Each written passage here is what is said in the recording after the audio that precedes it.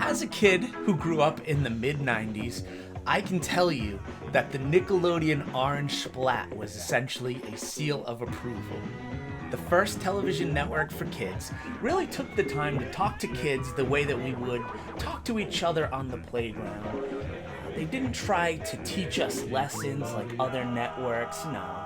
They were happy to give us all of the neon colors, the gross out humor, and the nonsense that we wanted. Sure, they might have been warping our brains with Ren and Stimpy, but I like to think that our parents were just happy to get a break from us for a little while. But what happened when we turned the television off?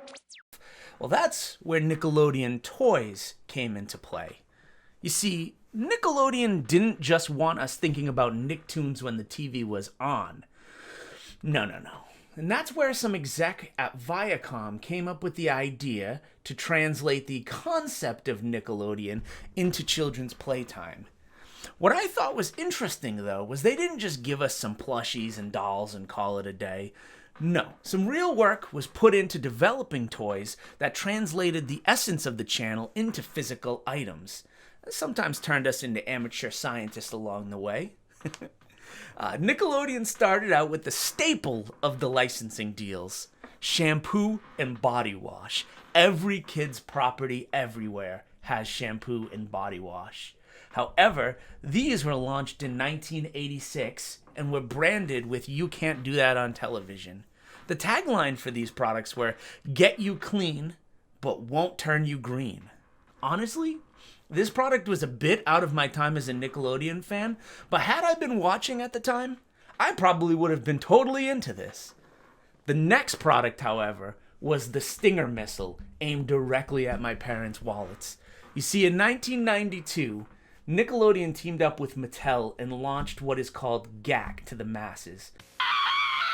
It's GAC! New hot colors! And the GAC copier lets you copy and stretch your drawings.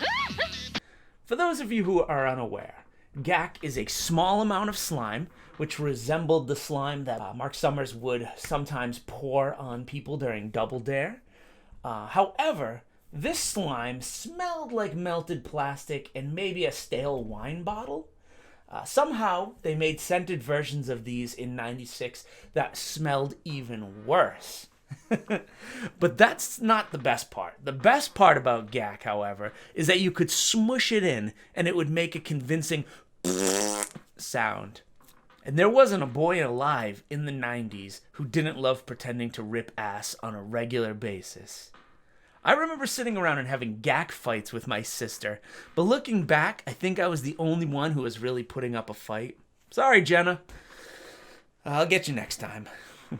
After GAC's success, the heads at Nickelodeon knew they had to follow up with something similar, but new enough to get you to buy the product. Mattel had the idea to create Floam, which was essentially a crinkly version of GAC. Inside this dome is Floam, the craziest stuff ever known. Floam makes a sound, crackle and pop. You wanna make something of it and you don't wanna stop. The compound was more of a clay than GAC, and it had way less of a gross out factor, so it never really caught on with me, but it was cool if you were into that sort of thing, maybe playing with and making your own shapes.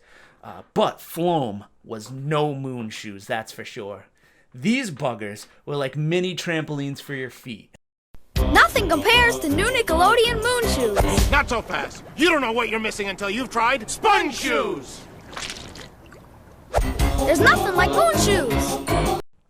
I've tried to use these recently, and I'm not sure if it's because I weigh the size of roughly 4 or 5 small children, but I could not get any air. Maybe these were cooler if you weigh like 70 pounds. The ad definitely made it seem that way. Personally, I found more hype with Nickelodeon's Time Blaster.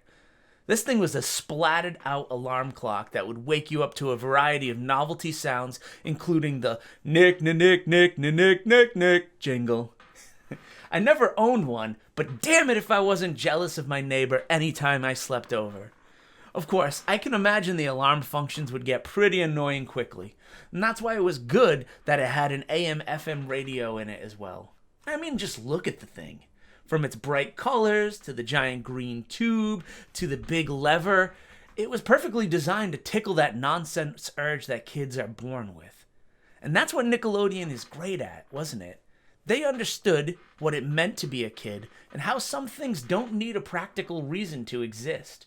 Things can be cool just for the sake of being cool. Now, the mouse may have had a stranglehold in the kids' marketplace from the 1930s onward, but for myself and countless other kids that lived in the 90s, life was orange. Thank you for checking out my new channel. I'll come right out and let you know that this is a bit of an adventure for me. It's a little bit different than anything I've ever done before, but I am hoping to improve, and if you subscribe, you can expect to see videos on nostalgia, toys, games, and whatever else that strikes me as interesting. Let me know in the comments below if you've had any of these toys growing up, and what were your favorites, even if you didn't own them. I'll be reading all of the comments, trying to respond to as many of them as I can, and I'd love to hear from the viewers. Until next time, thank you, and have a great day.